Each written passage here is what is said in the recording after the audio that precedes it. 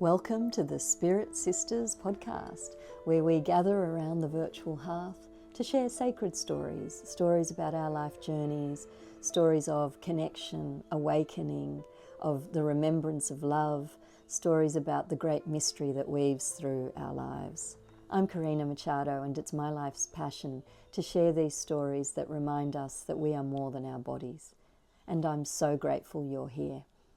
Today, I'm honoured to present to you my conversation with the renowned international spiritual teacher, best-selling author, and all-round good fellow, Panache Desai. Panache is well known for his teachings around authenticity, around guiding people back to the truth of who they really are. His heart-centered approach is very approachable, it's very accessible. It's lovely to be in his presence. He teaches a lot about presence, about authenticity, alignment with our true selves. And I just loved our conversation. Panache in many ways blew my mind in this chat. I think it might happen to you as well. Yeah, so I was deeply honoured to have the opportunity to speak with Panache. Now, I really hope you enjoy our conversation. As always, if you are enjoying Spirit Sisters, please do take a moment to like, rate, and review the show, to leave comments, share, subscribe, all of those things ensure that the stories reach more and more people that may be in need of their healing and support. Thanks again, and here is my conversation with Panache. Enjoy. Hello, Panache. Welcome to the Spirit Sisters podcast. Thanks for having me on. It's great to be with you. I'm super excited. It is so lovely to be with you here today. And I'd like to start by just sharing a very tiny little anecdote about, which might explain why I'm so happy to have you here today. But years ago, it might have been 8 years ago, maybe 9, I was listening to a podcast and I heard you on this podcast. And I cannot remember who the host was, but I just remember your lovely voice, your gentle presence, the beauty and the calm in your messaging and the story that you shared, and it stayed with me ever since. And I thought to myself that day, which might have even been before I had a podcast, I think it was, I said I would love to speak to Panache one day. I'd really like to get him to, if I ever have a podcast, to come on board and share his story with us. So here we are. Well, that makes my heart very happy. And I'm super grateful for the fact that something, whatever that was, that resonated in you all those years ago, has stayed with you. That's a wonderful thing. Yeah, thank you. And it's something to do with the energy you bring. And so, Panache, many of my listeners may know you from your work, your teachings, your books, and we'll talk about that all as we go in further into our conversation. And not but, Spirit Sisters is a storytelling podcast. And so I'd love to begin with your story of spiritual awakening, your story of venturing into this space of understanding that we're more than our bodies.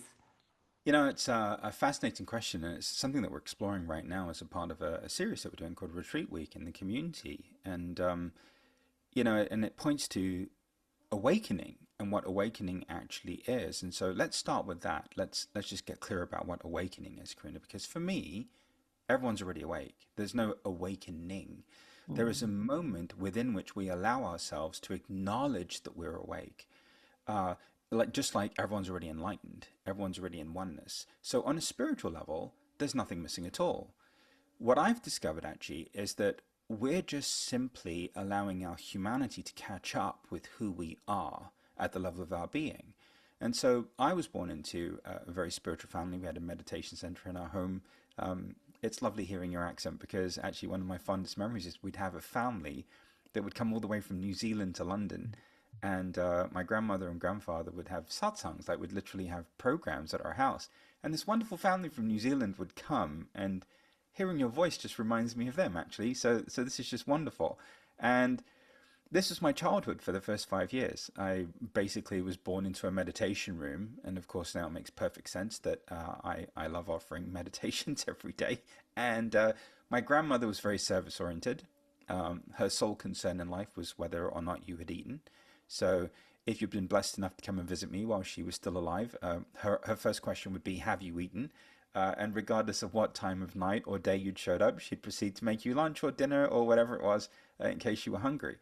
And so when I put those two things together, I really get the context of my life, as well as kind of the juxtaposition of being in London, being involved in music, dealing with surviving in London, actually, very much so in East London, being in radio, pirate radio, having my own pirate radio show, doing raves, being in the music scene, which increasingly, actually, as we got more and more into it, sadly got more and more violent because there was a certain element that was present in it that was just expanding and increasing. And then this kind of moment of what you would deem to be awakening, but it wasn't really an awakening. It was really just a return to who I authentically was. And I believe that that's the singular call right now, the clarion call that everyone is hearing. That's why we're doing this interview, is because people now want to know what there is beyond the spiritual seeking, what there is beyond the spirituality, what is there beyond all of the material success, what is there beyond all of the accomplishment and all of the production and consumption and everything else. There has to be more. And what I can tell you is that there's an answer, and that answer is very much coming back to ourselves, and that spirituality is actually evolving. So the days of this kind of dualistic framework of fixing, healing, changing, improving, and understanding are long gone. Actually, we've discovered that none of those things actually work, because the part of ourselves that we've been working on is the part of ourselves that's fictitious anyway. So people have been actually working on the illusion of themselves. The truth of who you are never needs to be worked on. You're always at infinite potential. You're always pure love. You're always this beautiful being. And so then the question is, how do we bring that being into the complete embodiment, total manifestation within ourselves? And how do we express that? And what happens when we do? And I can tell you that we've had people, community members, people that I've had the pleasure of supporting through all kinds of things over the last too many years, 20 something plus years now, in a public capacity. And that nothing needs to change at the level of life, that life actually isn't inherently the problem. It's our lack of acceptance. It's our lack of self-love. And so for me, I've turned the whole kind of spiritual paradigm on its head, because I just realized that we were just kind of regurgitating things over and over again and recycling things over and over again. And when things become cyclical in their nature, there's no innovation. There's no direct revelation or experience fueling spirituality anymore. And so for me, I kind of had to step away from it and step into kind of my own lane and share what I knew to be the truth that I had experienced. That we're all these beautiful beings, that there's nothing missing at the level of spirit. There's nothing missing in any of us, that we're wonderful.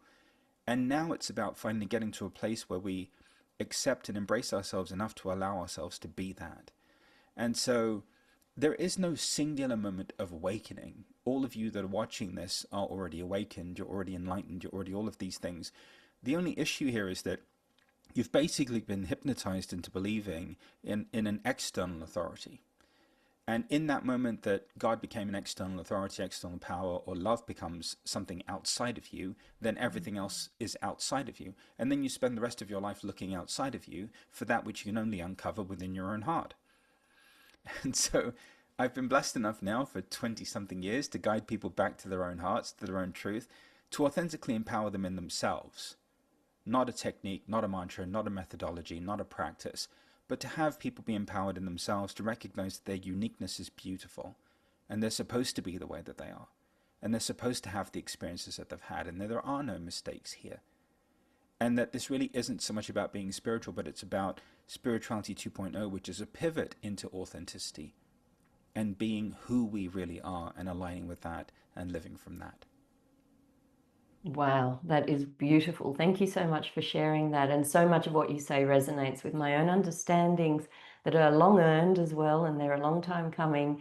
And I find midlife to be a very rich period of life. And I have found very much so that my understanding is, as you share, that we're not so much discovering something new as we are peeling back layers of life, of conditioning, not the true life, but what you, as you referred to it as the hypnotism, the conditioning that's been placed upon us since early childhood. So I love what you say, and I love your reference to self-love as this key piece, because I've also discovered that in my own discovery, I can't be in the driver's seat of my life and have the agency of moving myself forward in the direction that I'd like to proceed in if self-love is not evident, it's not in me, if I'm not embracing that. It's interesting because in spirituality they fundamentally obfuscate a very essential truth, which is there are two manifest aspects of God or the divine. There's the infinite, formless, pure potential, which is who we all are. We're all infinite, eternal, and immortal. When we die, of course, we don't die. We carry on. Surprise, everyone, just in case that was a spoiler alert for you. You don't end. Congratulations. and uh, and so there's the infinite, formless potential that we are. And there's also this light that we are, that's the essence of ourselves, that's the foundational essence of everything else. So when people speak of spirituality, or when they speak of this oneness, really what they're talking about is this pure potential that's our natural state, that's beyond form and phenomenon. It's not a part of the impermanence. It doesn't end because it never began. It's just the constant. And so God or the divine or love is the constant. Who we really are is the constant that never ends.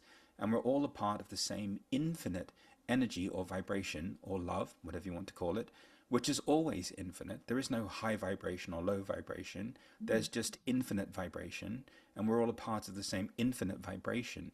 And what's happening now more and more is that people are beginning to really allow themselves to get this. So we're even evolving beyond some of these conversations or narratives that have been unfolding recently about high vibration, low vibration, evolving between one dimensional plane of existence into another. Because what we've realized is that those are all based in separation and duality. That the people who are actually sharing these narratives or sharing these insights don't really have an authentic grounding of truth within themselves of what's real. So they're sharing their perspective. And of course, when you're living in a dualistic framework, the best that you can do is have a lower vibration and a higher vibration. The truth that there's just infinite vibration is lost on you. And the truth is that there's infinite vibration, there's infinite possibility and potential. And that our circumstance, so for example, right now, if you're watching this and you're on a medical journey, there's nothing wrong with you, you beautiful being. You were always supposed to go through what you're going through. In fact, what you're going through is an entry point in and of itself into self-love and acceptance. Wherever your financial circumstance is, well, that's not defining your potential. It's not in any way an expression or a snapshot or a diagnostic tool of who you are and how you are. Who you really are and how you are has nothing to do with this human experience. You're in the world, but not of the world. Mm-hmm. You are this infinite formless potential, and yet you are gracefully, beautifully, and sometimes in a very messy way, navigating the world of form and phenomenon. And however you're going about doing it, it's perfect. Whatever's happened in your life was supposed to happen. It's brilliant. It's all gotten you to where you are now.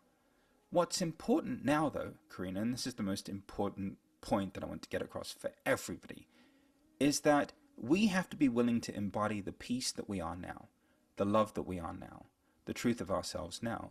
Because how we are in the present is going to shape how humanity is in the future. And so that's why everyone's so excited about this particular moment in human history, why there are so many indigenous prophecies or, religious prophecies or ideas about this time. That's why there's so much excitement about it. Because we are going through a shift in the way that we experience ourselves as human beings. This is the first time that we actually make it through that shift. There's no mass extinction or annihilation. And on the other side of it, we come to know ourselves as the love that we are. And we come to know each other as the love that we are. Because we're all a part of that same love, that same light, that same energy. I love your confidence as you share that. You're so sure that we're going to make Yes, it through, and totally. that love will meet us on the other side, the love that We, has we, always been there. I'll even double down on it even more. We've actually already made it through. We're just going through the motions of it. So for me, when people speak about creation and manifestation, they think of it in terms of a linear progression through time or a linear unfolding because they perceive it through the lens of a human being, that there's a passage of time that I'm living through. But actually, creation is not unfolding over a passage of time. It's not linear. Creation happened in an instant. Yeah. From this infinite potential, an orb or a pearl of energy emerged. Let there be light. And in that instant, everything that is in creation is already encapsulated within it. You and I, this conversation, everything that will happen 5 minutes from now, everything that happened yesterday. So all of this is just all of us almost witnessing the unfolding of this culmination of an age of separation, an age of duality, an age of forgetfulness, this veil of forgetfulness that we've all been a part of that was necessary, so that now we can return to this love and this remembrance. And so, yeah, we make it. Not only do we make it, but it's glorious. And it's already happened. Mm. Yes, what you're sharing does echo, as you say, many of the teachings that are in the spiritual traditions and the more contemporary kind of channeled things. Like I study A Course in Miracles. It says it echoes certainly what you're saying, Panache. And um, I love everything that you're sharing, and I'm very grateful for it. What I'd love to know is, or what I'd love to gather is a little more of a sense of the milestones, perhaps in your human journey, in your human vessel as Panache, the points that helped you gather this understanding and be able to so eloquently put it together and share it in a sort of a mass way. I know, for instance, that something very key happened to you shortly after September 11, 2001. You were in New York City. And I wondered if you would like to share that experience and any other sort of pivotal points in this journey that led you here. Sure. I can point to a story and I can point to the past as circumstances or pivotal moments that have potentially may have been the cause to me being who I am. However, I'm sure that if I went back and relived all of those, I probably wouldn't end up where I am now again anyway. And so just to kind of share that with you all, just to give you some context, because sometimes when people hear people sharing things like this, they feel like, well, I haven't gone through that, or I haven't lived through that, or that didn't happen to me, and I don't want that for you. There is no one size fits all anything. You've all gone through your imperfect unfolding. You are where you are. And actually, in this moment, there's no difference between you and I at all. None. So, having shared that, um, I got to a point living my life in London where I realized that I was living my life for everyone else. I was fundamentally not happy. Um, I couldn't do anything about my mother's suffering. I couldn't do anything about her struggle. I was floundering. I was having a very hard time. Was very involved in music. Was trying to run away from everything that I was feeling because I was deeply empathic and connected to everything that was happening around me.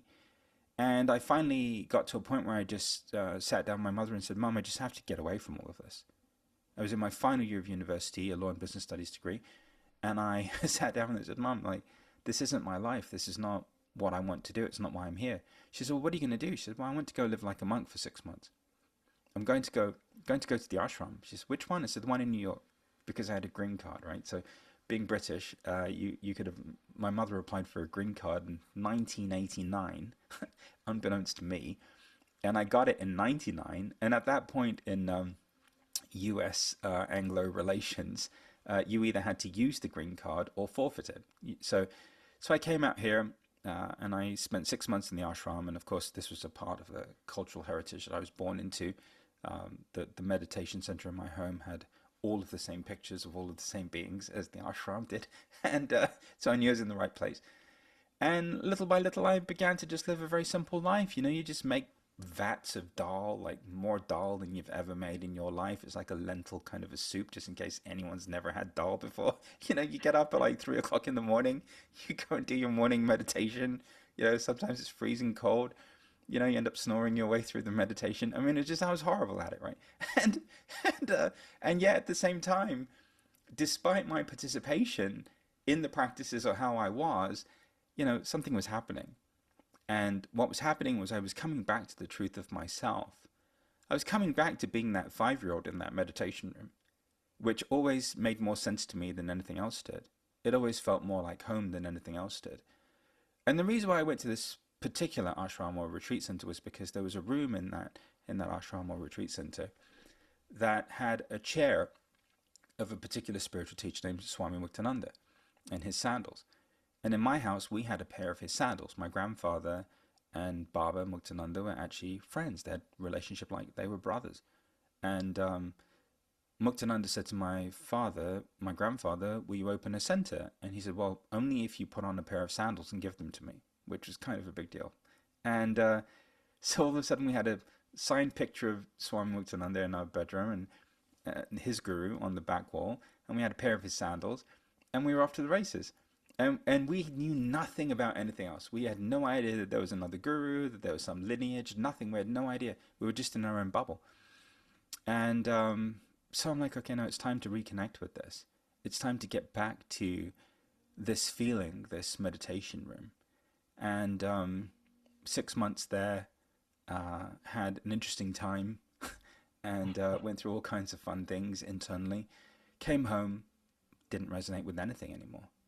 Karina, I didn't even like the fish and chips anymore. Okay, hello, existential crisis. I mean, I resonated with nothing. I had nothing in common with my friends. I had nothing in common with my family. I couldn't even watch the football. I'd had enough of everything in the UK, right? What was once home just felt like an alien land. And I tried to fit in. I really did. But after about a month, I just said to my mum, I've got to go back to America. She said, what are you going to do? I said, well, I met this one person who has a room for rent in Manhattan. I think I'm going to go to Manhattan. What are you going to do? I have no idea, Mum, but I just have to go. She said, okay, go. So I took like this small savings that I had, got on a plane, no clue, no idea, no direction. I knew where I was going to stay, but that was about it. And now here we are. that was it. So can I point to a singular moment of awakening? No. Can I point to a gradual acceptance of who I am over time? Yes. What was I accepting? The fact that I was already awake. The fact that I was already who I am. The fact that it was always my destiny to be here, to have this conversation with you, to offer call to come every morning, to do group alignment sessions, to do impact calls, to offer people transformational mentoring, to do everything that's happened through me. That was the whole point of all of this. So there was very much a destiny for me, like there is for all of you, that I never could have guessed. I mean, the weird thing is, like, I live in Nashville now, Tennessee, right? Like, had you asked me when I was 18 where Nashville, Tennessee was, I would not have been able to tell you. And I knew my geography, honestly. So you never know where life's going to take you. And you never know what's going to happen. But the good news is you don't need to, beloved. You don't need to. The more you accept and embrace yourself, and the more you radically start to turn within, the less everything that's happening out here seemingly matters. And the more you begin to uncover what's real and true within you. And so, again, if you've had similar experiences, wonderful. If you haven't, even more wonderful. Know that your journey and my journey are really just the same journey. They've just happened in two different ways. Thank you. And if Yeah. you can hear the kookaburras behind me, they're all singing to the morning. Oh. Yes, yeah, I don't know if you know the Australian bird, the kookaburra. They're quite distinctive. They have a Well, laugh. I used to play cricket actually, so I'm very familiar with Kookaburra, the brand, but not so Ah, much. I've never heard the bird itself singing though. So uh, well, so I think our audience, and certainly I am I did resonate with a lot that you shared just then, the leap of faith, the very touching moment there when your mother said go. I thought that, and we don't all get that. So I thought no, that's beautiful. And you referenced your mum's suffering before. So I can imagine that was something of a leap of faith for her as well, to say go in that moment. I think my mum always knew that my life wasn't in London, Mm. and I think that's why she applied for that green card. Honestly, and at first it didn't make sense to me, but very quickly I began to realize that my mother was deeply and profoundly tuned in to my life and the unfolding of my life.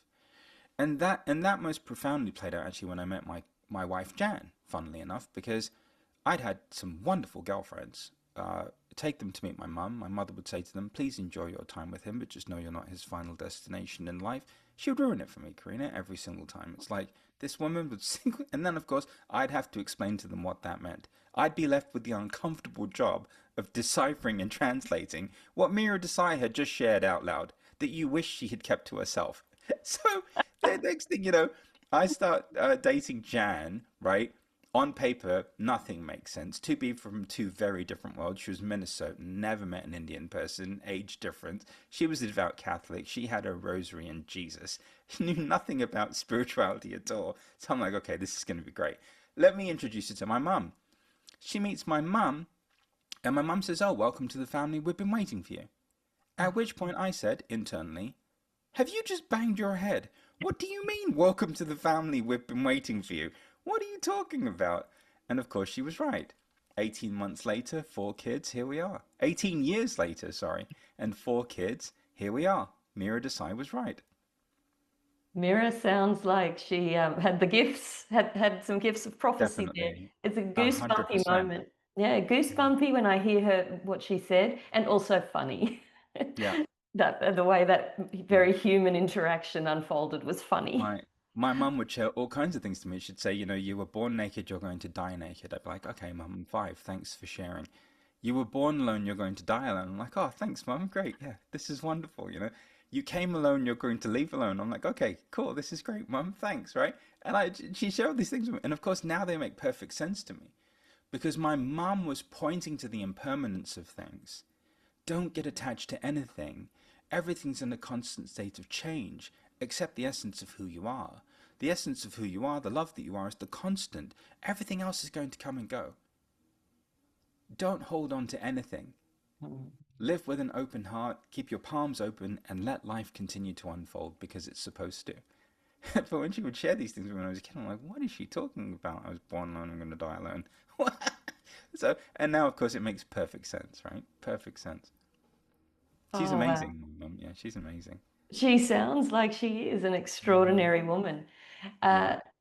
Uh, when you say, just don't be attached to things, and we hear that and we understand it. It can Hmm. be difficult. I had a sort of a visceral understanding of it a couple of years ago when I walked the Camino de Santiago and the backpack was too heavy, that Mm. spiritual pilgrimage. And the Camino is very much like a metaphor for life. And I understood, oh, no, there's too much that I'm traveling with, and it's time to Mm. put stuff down. And also the Camino helped me to anchor back into self-love and self-acceptance. But it's very much a journey. It's not a done deal at any point. Like I keep having to learn the same thing over and over, or be reminded of the truth over and over. It might be a more accurate way to put it.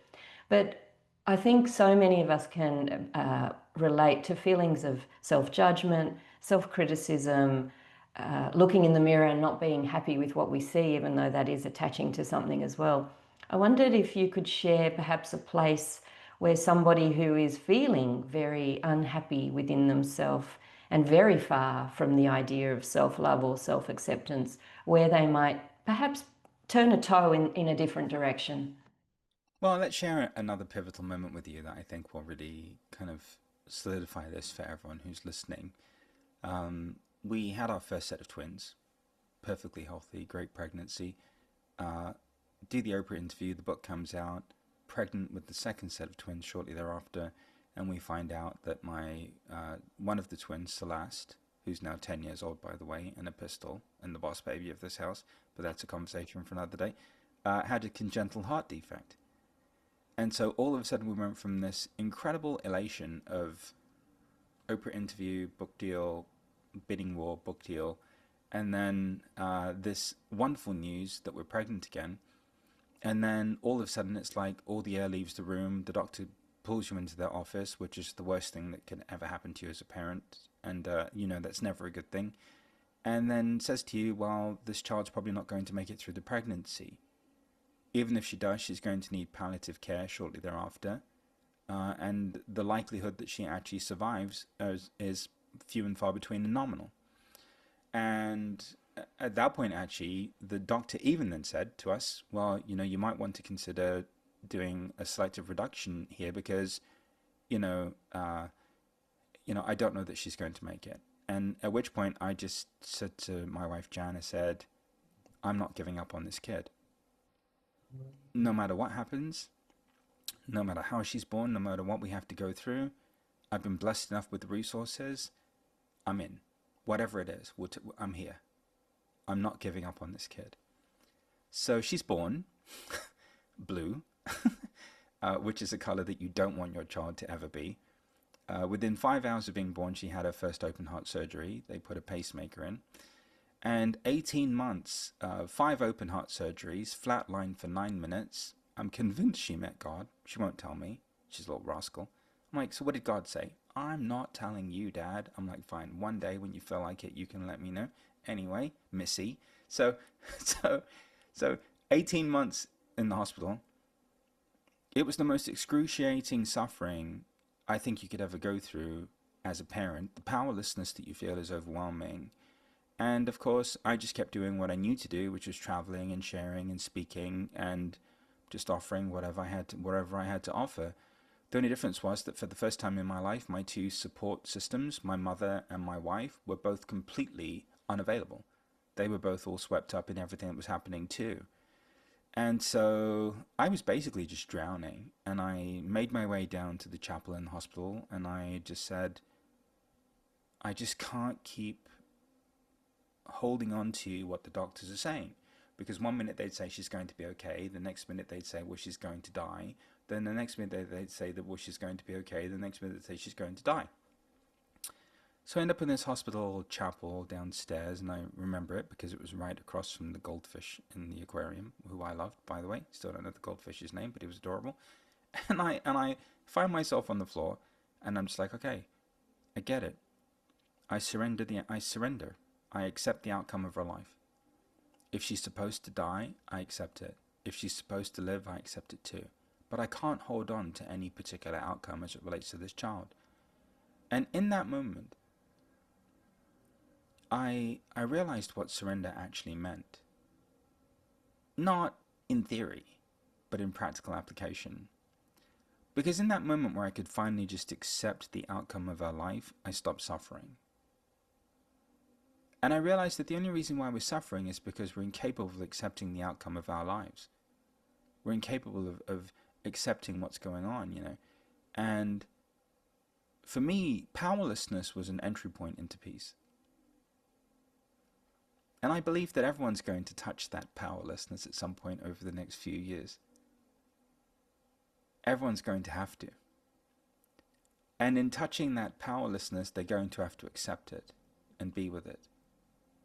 Because underneath that powerlessness is the soul, is who you really are. Because when you go through something like that, what's falling away is the illusion that you have of life, that you can make something happen, that you can do something, that life in some way should be treating you some other way than it is. And of course, it doesn't. It delivers to you exactly the medicine that you need so that you can be exactly who you've come here to be. And so she had a heart transplant. I told Jan exactly what was going to happen, and it happened exactly on that weekend. And I told her that I would be out of town.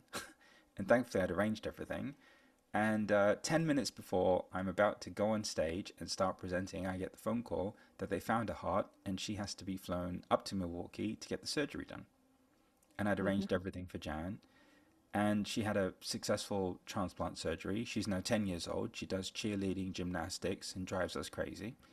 And she's a pistol. She's strong-willed as strong-willed can be. There's no telling her anything. And we wouldn't have it any other way. And so both she and her siblings are flourishing and thriving in what was once a very, very hard moment, or what was a very hard moment, which was basically the end of the illusion. That it's like none of the success mattered, none of the money mattered, none of the fame mattered, nothing that I'd done mattered at all, actually.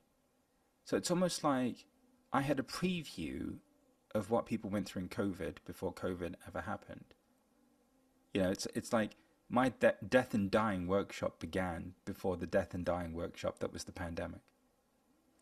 And that's why when the pandemic started, I started cold calm because I had a friend of mine who's in fashion, one of the busiest people I know, and he was the only person who called me every day. And I knew how much of a difference that made to me, the fact that he would think of me and just call me every day. So when the whole world shut down, I cancelled the book tour and just didn't even think anything about it, just was what it was. And I just showed up live every day. And I've been doing that now for 1,567 days.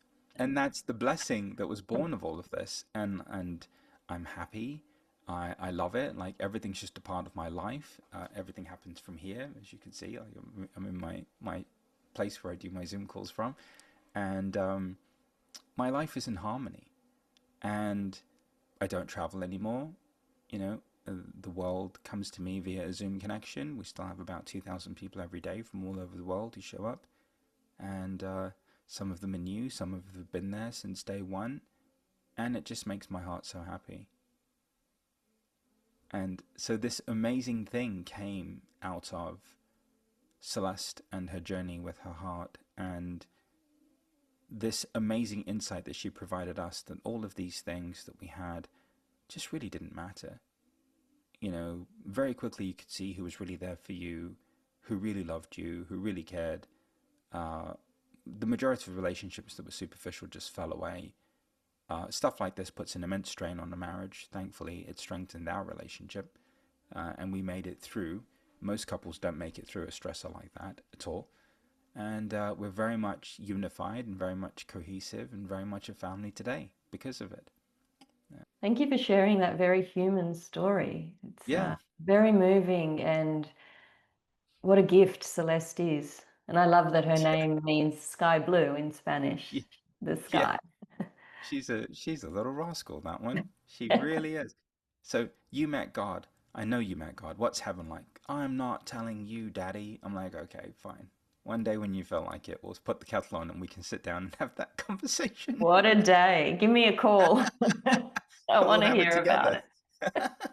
I love it.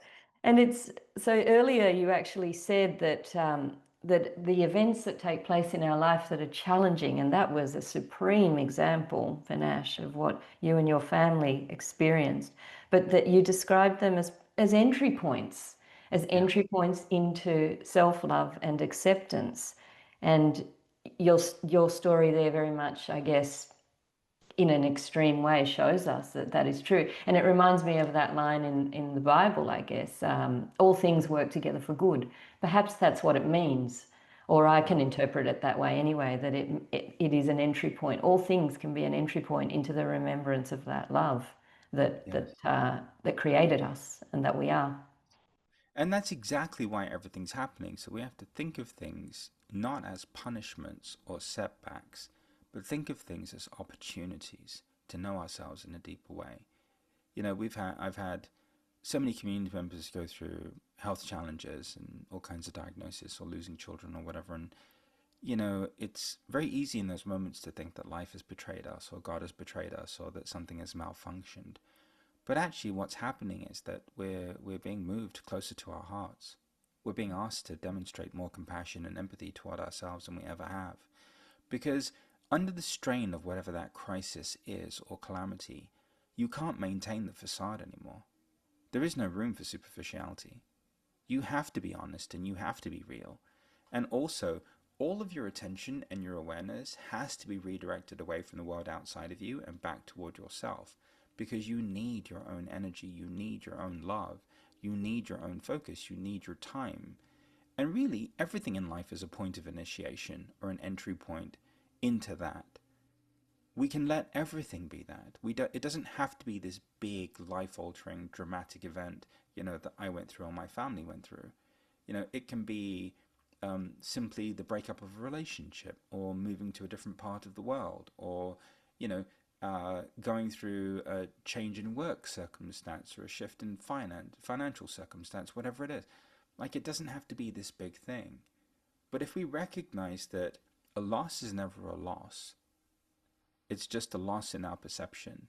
But the truth is that nothing is ever lost. And that also, no matter what happens in life, our potential is always infinite. Then we're going to be just fine. Because then this human thing is not something that's limited and cumbersome that we have to overcome or transcend. At that point, then, the whole point of this is to be human, is to walk the Camino, is to go on that journey.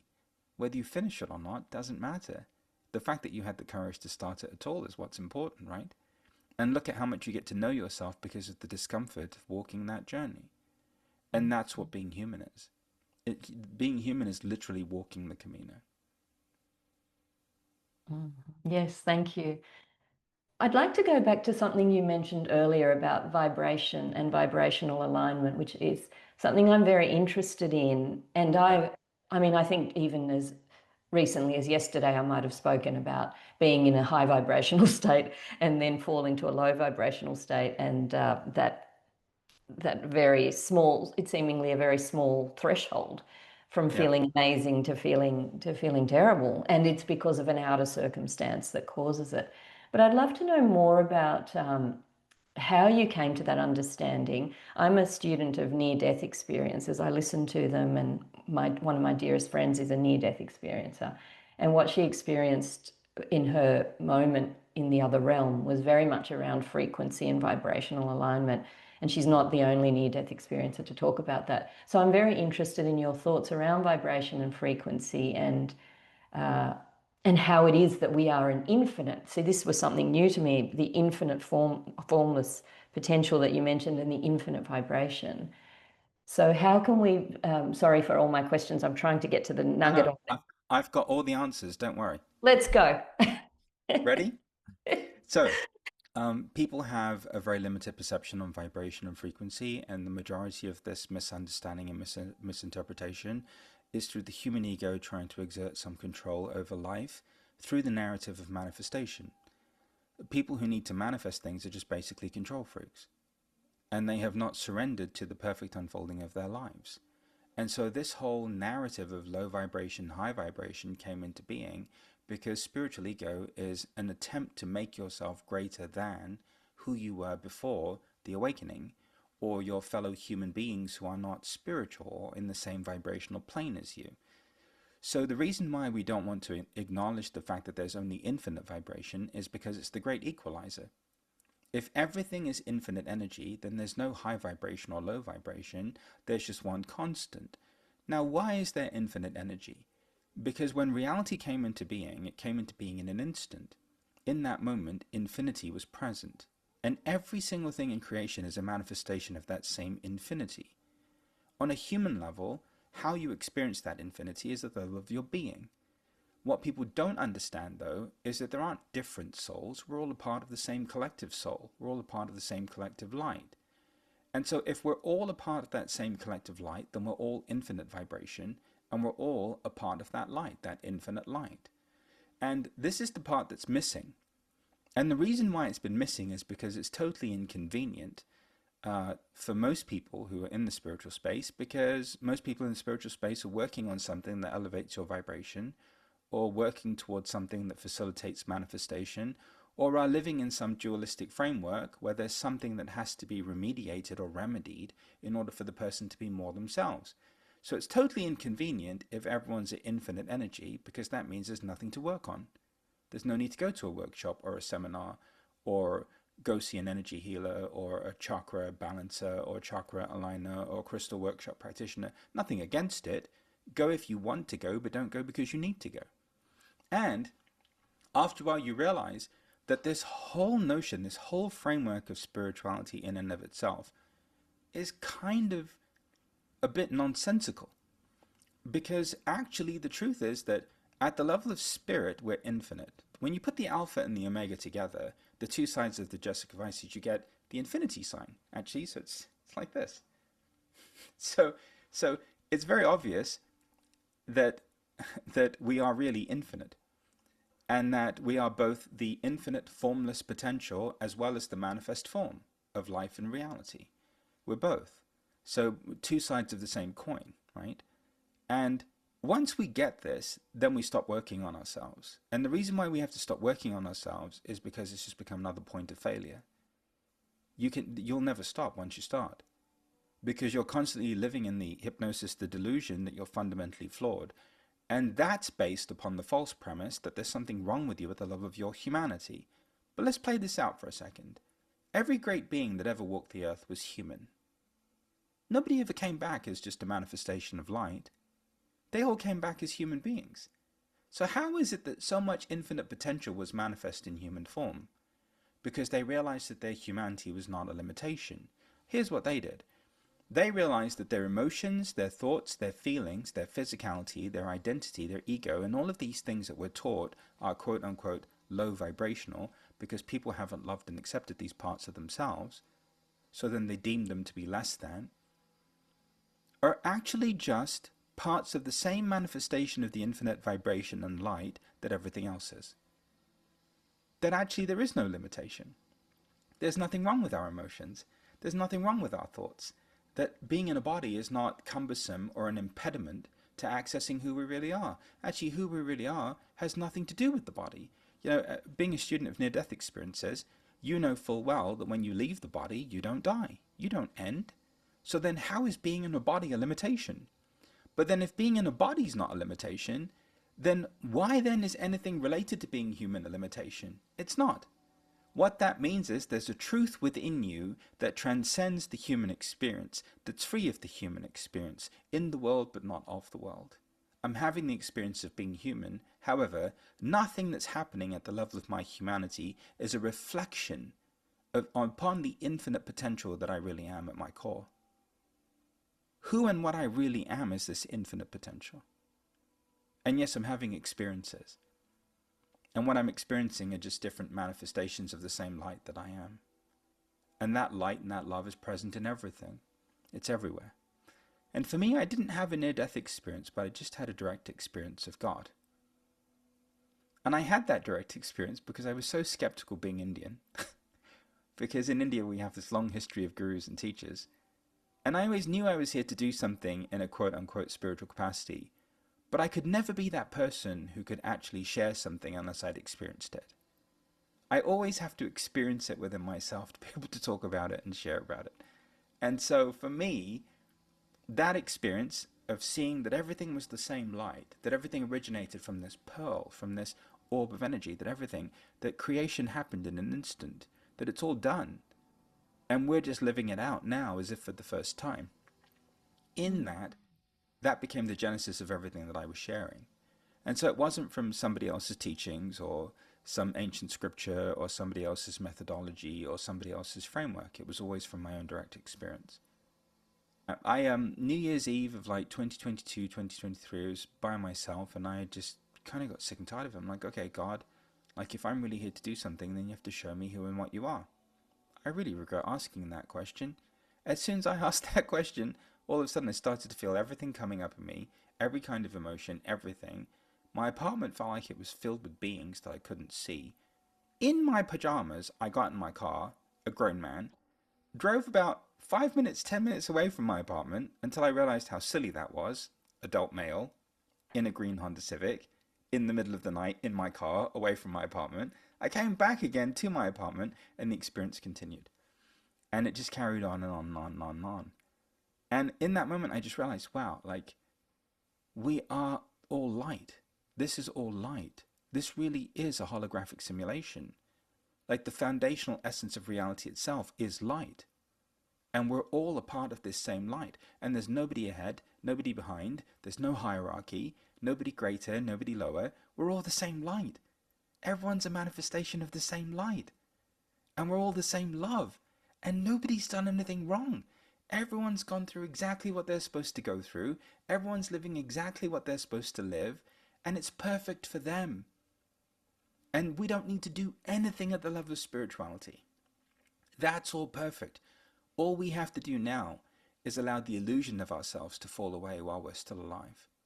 And the illusion of ourselves fall away, the more we accept and embrace ourselves, because the more we do that, the more we pivot out of survival, the survival that we believed that we needed while we were in separation and duality, into this oneness and this unified, cohesive way of being that everyone's experienced. And so for me, everything came from that experience. And everything came from that direct experience because I am so skeptical and because India has had such a track record with gurus and teachers, and I didn't want to be one of them. I didn't want to be just somebody who was leaning on a lineage or leaning on somebody else's experience or regurgitating somebody else's insight in a modern context. There's already far too much of that going on already, and it's not authentic. For me, it has to come from my heart. Mm. Yeah. So that's how everything came into being. What strikes me as you share that is, in terms of linear time as we'd look at it, it came quite late in the piece, 22, 23.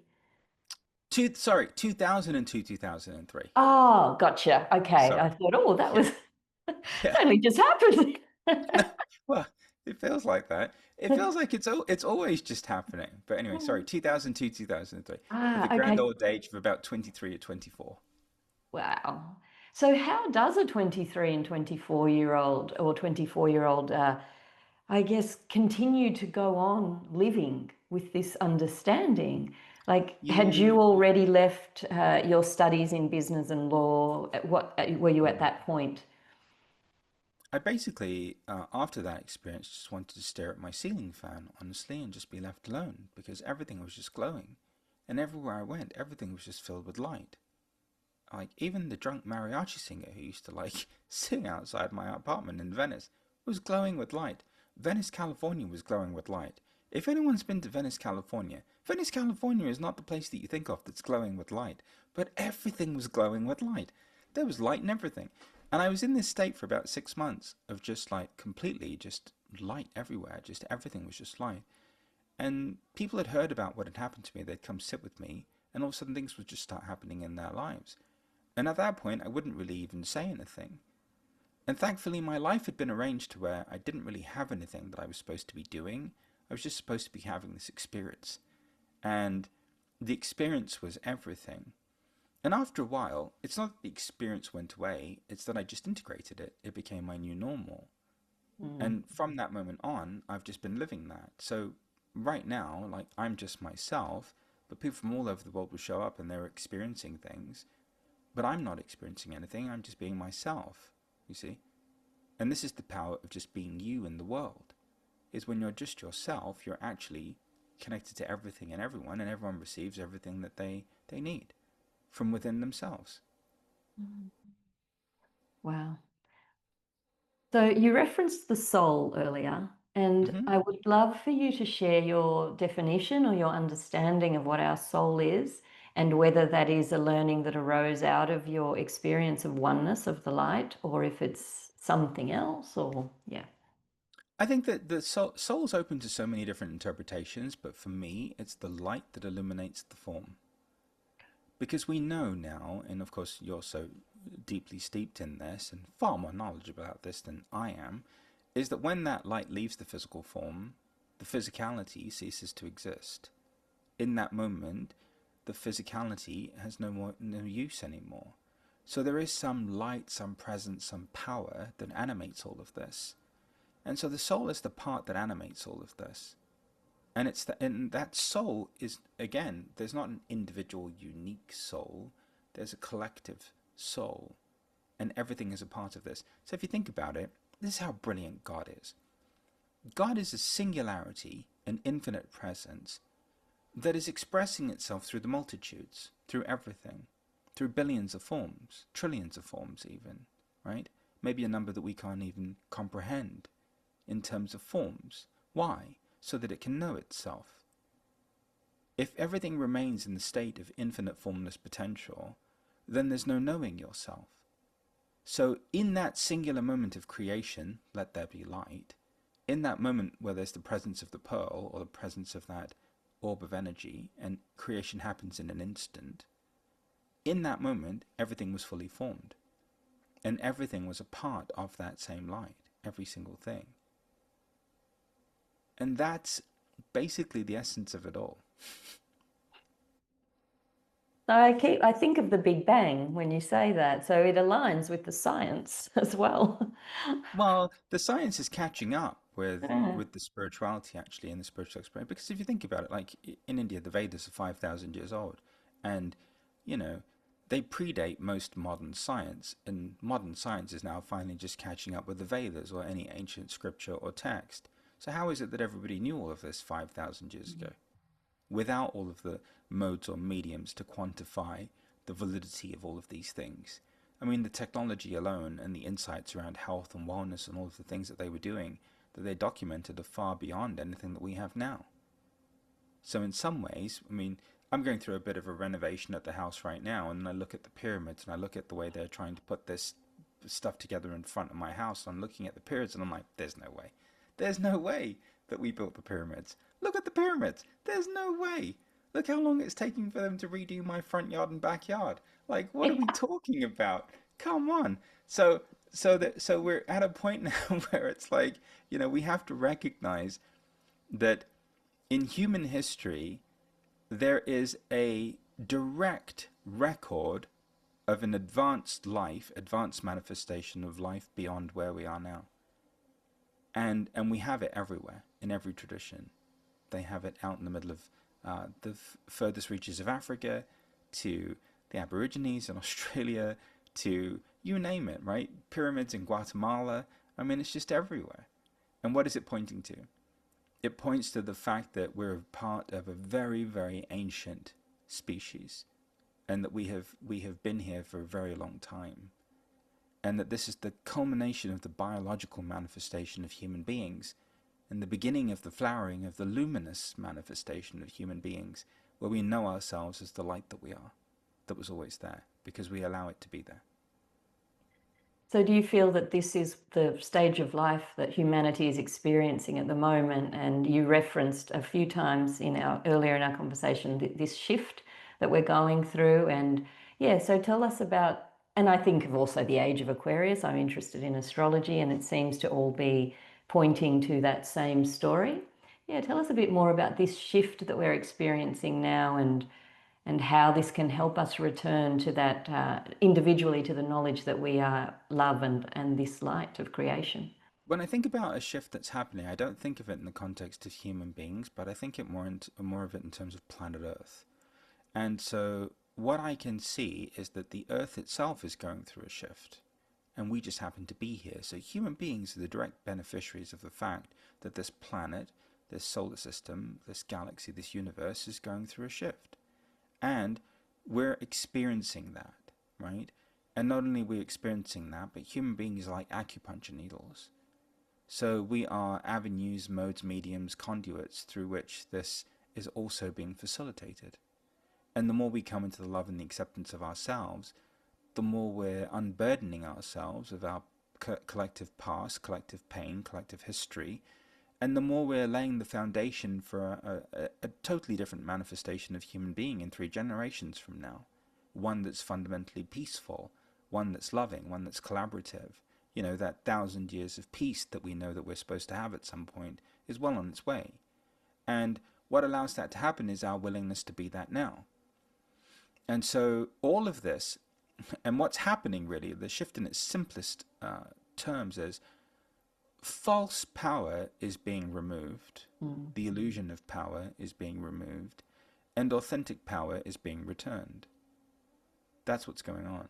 So anywhere where anyone's egoically identified, overly identified to things, possessions, outcomes, circumstances, attainments, attachments, they're going to suffer. Because they have to get to a place where they finally relinquish control and relinquish the illusion of this false power, this egoic power that's unsustainable. And in that relinquishing, when they finally start to access the powerlessness, then they'll start to touch something that's true and real, that's sustainable within themselves. And so everyone's detoxing egoic power and the illusion of power and the illusion of control. And everyone's being brought into this very sobering truth that there's something far greater than us at work here, that there's something, some organizing principle beyond us all, beyond our comprehension at work here, and that we're just all a part of this. Sometimes I liken it to 2 fleas on the back of an elephant. And we're just so proud of ourselves. And when the elephant turns in the direction that we think it's supposed to turn into, it's like, Gerald, we made it. We made the elephant move. Look at us. Look at what we did. And that's human beings. I love that. I'm very conscious of your time this morning for me, Panache. So I'd like to just wind up with a question that is very particular to the Spirit Sisters podcast. So My podcast came out of a book that I wrote back in 2009, celebrating women's experiences of spirituality, of even the paranormal, all of these experiences, and the ways that those experiences remind us to live with wonder and awe. And you mentioned your amazing mum and your grandma before. And so I wondered if you notice any particular strengths or qualities that women bring to either the sharing of these spiritual experiences or the direct experience, similar to, I guess, to what you had. So, what are your thoughts around women and spirituality, I guess? There's no way that I could ever be who I am or that I would ever have existed without the women in my life, without my grandmother, without my mother, and without my wife Jan, and without my daughters. There's no way. So, as it relates to everything that's happening, I think that the feminine and our sisters and mothers and cousins and nieces and whatever manifestation the divine feminine takes are the catalytic element and the most pivotal element in this shift. And that's why so many women are called to come to what's true inside of themselves more so than anyone else. And so I'm personally so grateful because I feel like um, the divine feminine principle is being remembered in the hearts of all people, and that's really the catalytic agent, right? The qualities of empathy, compassion, and love are going to reign supreme. And that's what you are a physical embodiment of. And also, I think the other thing that I would love you all to know is that you can stop living your lives for everyone else now. You can stop putting everyone ahead of you and prioritizing everyone else. You really now have to start prioritizing yourselves because you don't realize how important you are in the grand evolutionary scheme of things. And let's not wait for something to happen before you do that. Let's just start doing it now. But there's no way that we as a species step into the totality of our potential without women, and especially without women in spirituality. So I'm just so grateful for all of you, every single manifestation, every form, every shape, every size, for all of the wonderful forms that you come in, all of the wonderful expressions. And I just see that the future is unfolding because of you. So Mm. that's my thoughts on that. Thank you. They're very beautiful, and I so appreciate them. I'm sure my listeners and viewers will. And it's lovely Yeah. to hear about your reverence for the women in your life as well. That's Yeah, really lovely. it's true. You know, we cannot be where we are without the mother, the wife, the sister, the the cousin sister. That like, there's no way. The daughter, there's no way. And that divine feminine principle is the future blueprint for humanity, by the way. So you're all kind of the keepers of that. Mm.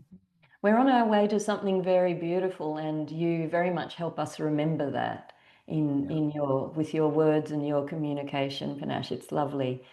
Now, I'd like to ask just one thing around something also that we celebrate on the Spirit Sisters podcast, which is the idea of signs and synchronicity and dreams and messages from beyond, and the way that life tells a story through us using nature, using loved ones that have passed beyond the veil. I wondered if you had a story that you might like to share with us that relates to a moment where you've experienced that and how it impacted you. Well, let's talk about near-death experiences for a moment, because I know that that's something that's close to your heart. Let's use that as an example. When you die, for the most part, everyone has the same experience. They go down the same tunnel, they experience the same phenomenon, the same life review. I mean, uniformly, in near-death experiences, everyone's experiencing the same infinity. Now, what's interesting is who you believe in, your beloved, the God of your understanding, comes to collect you, right? And if you're an atheist, then simply your loved ones come to collect you, or Albert Einstein comes to collect you, or whoever it is that comes to collect you when you're an atheist.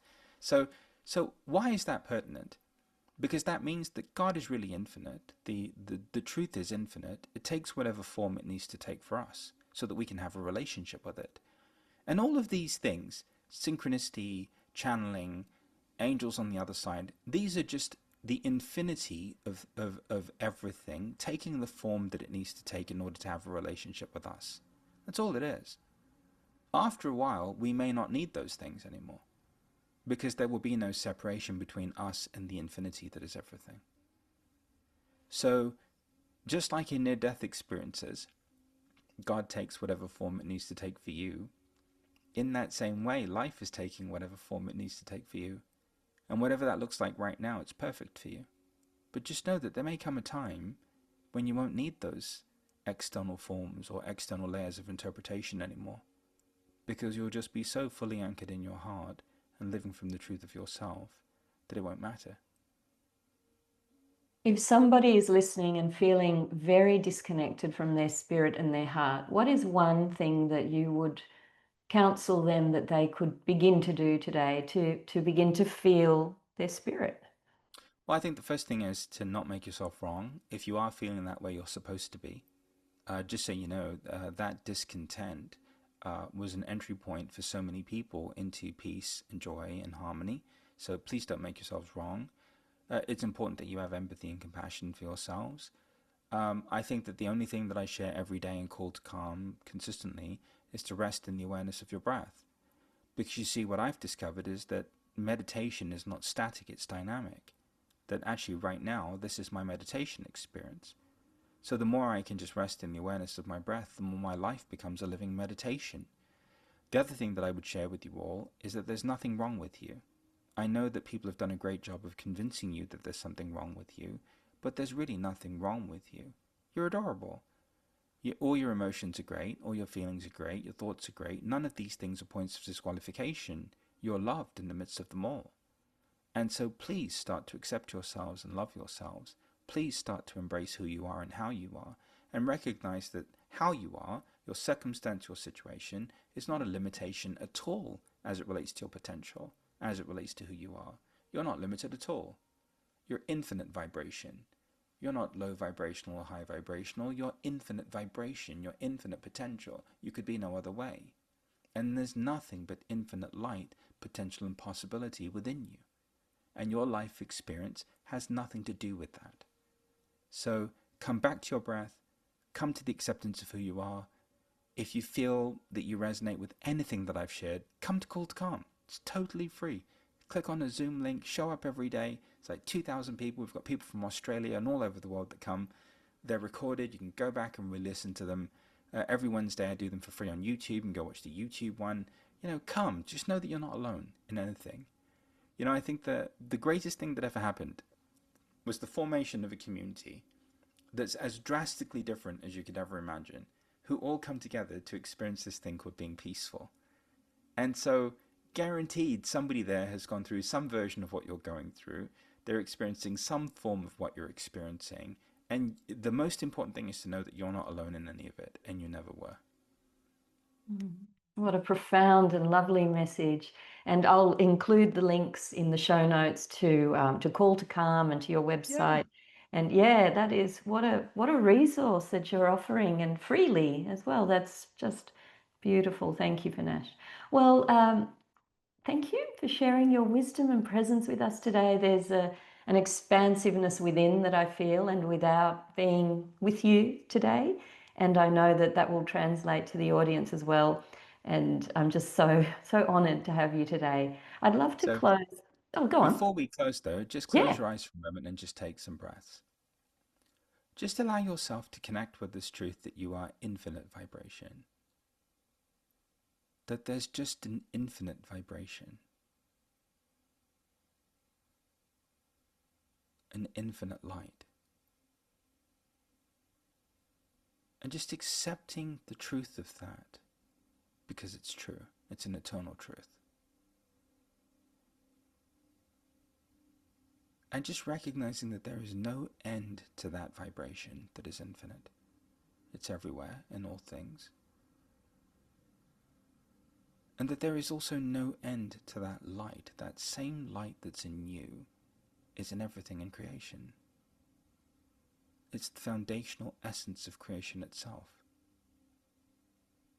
Every emotion is that, every thought is that, every feeling is that, your body is that, your mind is that, your identity is that. Everything that you interact with in life is just another form of the light that is you, the vibration that is you. And that's all there is. Lovely way to start the morning. Thank you. Yeah, thank you. Oh, thank you, Panache. And thank you for slowing it down a bit and offering that beautiful invitation. That's lovely. Um, so I'll just close with the question that I do ask all of my Sure. guests at the end of the show.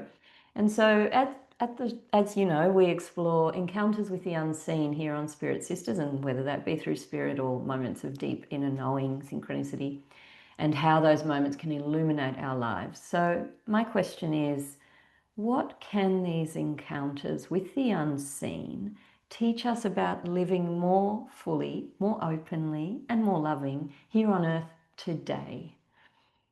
Everything that you interface with that's the unknown and the unseen is just another form of you. So, what we have to realize is that all of this really just is a hall of mirrors or a holographic projection. And that the reason why the world looks the way that it does today is because God has been externalized. In the moment that God was externalized, love was externalized. And in that moment when love became external, all of a sudden everybody had to scurry around and do everything in order to be loved by others. The most important thing that we have to remember is that everything that we're looking at in the mirror of life is something that we have to accept and embrace within ourselves. The more we do that, the more it disappears outside of us, the less it bothers us, the less it impacts us, the more we're able to embody a peace that passes all understanding. And after a while, every mirror begins to crack and crumble and collapse until all that's left is the truth of who you are. And the truth of who you are is that light. And so every experience with the unseen is just another experience of yourself in a different form. No matter what form it is, you're only interfacing with yourself. So, for example, if you're connecting with someone on the other side, that someone on the other side is you, beloved. If you're bringing information through from some other dimension, well, that being in that other dimension is just another form of you see? So what's happened is, God has found an infinite number of ways to love you, to connect with you, and support you. And whatever the form is, it's just another manifest form of the same light and love that you are coming to you in a way that you can receive it. Thank you, Panache. Thank you. There's so much here for me to chew on lovingly, and the audience is going to adore this conversation as well. I have no doubt it's been a delight and a great honor. Thanks, Panache, for sharing your light with us today. Thanks for having me. It's a joy. Thank you for listening to Spirit Sisters. If you enjoyed this conversation, please subscribe so that you won't miss an episode. And don't forget to rate and review the show. Have an experience you'd like to share with me? Get in touch at my website, karinamachado.com, or find me on Facebook at Karina Machado Author. After all, there's nothing more powerful than a story.